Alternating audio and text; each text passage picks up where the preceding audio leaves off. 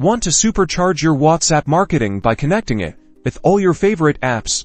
Let's dive into how to integrate Pabbly Connect with Aisensy. First, log into your Pabbly Connect account and create a new workflow. Give it a descriptive name, something like Aisensy WhatsApp Automation. Now, let's set up the trigger. This is the event that will kick off your automation. In the search bar, type the app you want to trigger the automation from, like Google Sheets. If you want to send a WhatsApp message when a new row is added, select your chosen app and then choose the specific trigger event. For example, new spreadsheet row. Connect your Google Sheets account by granting Pabbly Connect access. Next, it's time to set up the action. What happens after the trigger? In the search bar, type Aisensy to find the Aisensy integration. Select Aisensy. You'll see different actions available, such as send WhatsApp message. Choose Send WhatsApp Message and then connect your Aisensy account. This will usually involve entering your Aisensy API key, which you can find in your Aisensy account settings. Now, map the data from your trigger app to the Aisensy action. For example,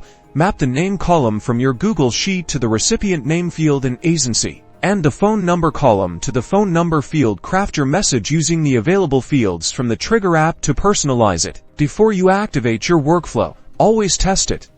Click the test button to send a sample message to your WhatsApp number and ensure everything is working correctly. Once you're happy with the test, toggle the workflow to on to activate it. Congratulations! You've successfully connected Pabbly Connect to Aisensy and automated your WhatsApp marketing.